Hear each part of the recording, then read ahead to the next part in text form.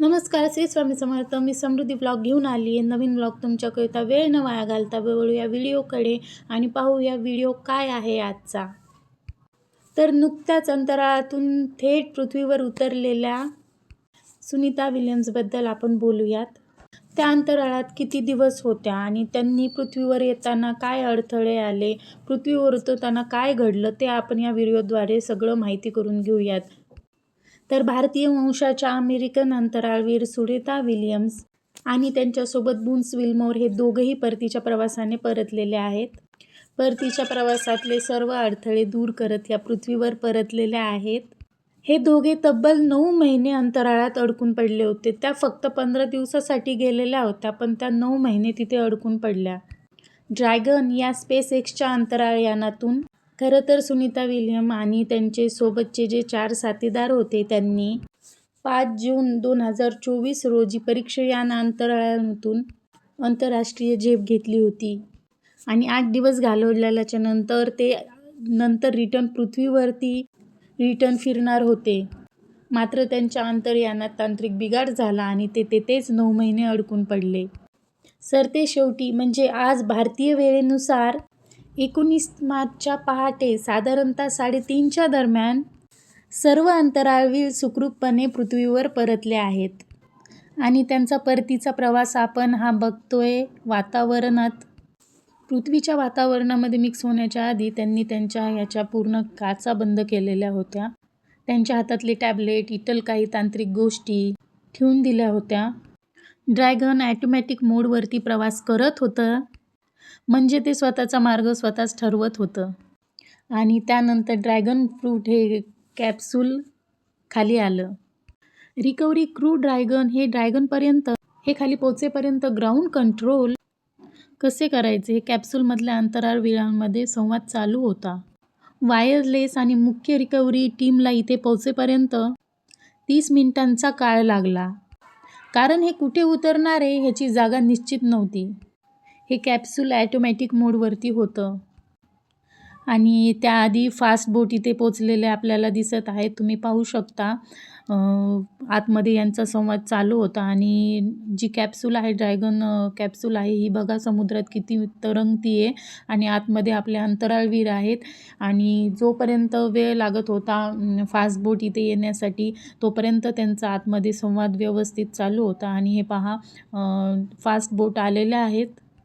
तुम्हाला हे सगळं दृश्यामध्ये दिसत आहे. बोट देखील पोचलेली आहे. पहा, त्यांनी समुद्रात पडलेले पॅराशूट गोळा केले आणि त्यानंतर समुद्रात जी तरंगत आहे कॅप्सूल, सेफ्टी जॅक्स लावून पुढच्या रिकव्हरी टीमला ऑर्डर दिले आणि त्या स्पेसक्राफ्टपर्यंत येणं सोपं आहे का हे तपासू लागले. त्यानंतर स्पेसशिपच्या फ्लाईट सर्जननी याने कॅप्सूलमध्ये जे अंतराळवीर आहेत आपले सुनीता विल्यम्स आणि बाकीचे, यांची त्यांनी सर्वात पहिले चौकशी केली. ते व्यवस्थित आहेत का? आणि मुख्य रिकव्हरी टीम त्यांची जी जहाज आहे, मुख्य जी जहाज स्पेशली बनवली होती ती येईपर्यंत त्यांनी कॅप्सूल उघडण्याची हालचाल चालू केली. आणि या तरंगणाऱ्या कॅप्सूलच्या आजूबाजूला तुम्ही पाहू शकता डॉल्फिनही पाहायला मिळत आहेत. जणू काय हे डॉल्फिन सुनीता विल्यम्स ताईंचं वेलकम करायला आलेले होते. मेगन नावाच्या रिकव्हरी जहाजाला ही कॅप्सूल जोडण्यात आले. त्याचे दृश्य आपण पाहू शकतात, ते कसे जोडण्यात आले आणि कसे खेचून घेत आहेत ते. नासाचे अंतराळवीर मेगन अर्थम यांच्यावरून या जहाजाला हे नाव देण्यात आलेलं आहे. जवळ ओढल्यानंतर ही कॅप्सूल उचलून या जहाजावर त्याच्या कंटेनरवरती ठेवण्यात आलेली आहे. आणि हे जहाज मुख्यतः यासाठीच बनवलेलं होतं, कस्टमाइज बनवलेलं होतं. स्पेसक्राफ्टच्या बाहेरच्या बाजूला समुद्राचे खारे पाणी लागलेले होते आणि त्यामुळे या पत्र्याची झीज होते. त्याच्यामुळे हे असं दिसतंय, हे असं झालेलं आहे. त्यामुळेच गोड पाणी मारून हे समुद्राचं पाणी काढलं जात आहे. त्यानंतर याच्या बाजूला असणारा हा साईड हॅच दरवाजा उघडण्यात आला.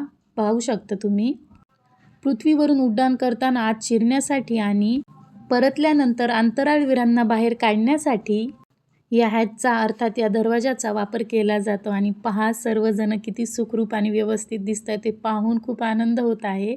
आणि दरवाजा उघडल्यानंतर वैद्यकीय टीममधल्यापैकी एक जण कॅप्सूलमध्ये गेला, सर्वांची व्यवस्थित तपासणी केली आणि सुरुवातीला मध्ये 2 जण बसले होते त्यांना बाहेर काढण्यात आलं. सर्वात आधी नासाचे अंतराळवीर निक हेड यांना बाहेर काढण्यात आले. आणि त्यानंतर आपल्या ताई सुनीता विलियम्स ताईंना बाहेर काढण्यात आले. पहा किती आनंदाने त्या हाय करतायत.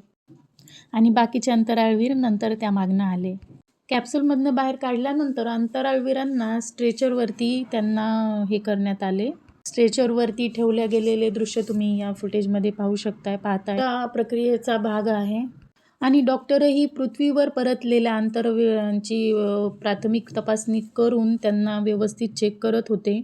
दीर्घकाळ अंतरात राहून परत पृथ्वीवर परतलेल्या एवढ्या वेळानंतरच्या अंतराळवीरांना नंतरच्या उपचारांची प्रक्रिया त्यांची ठरलेली असते.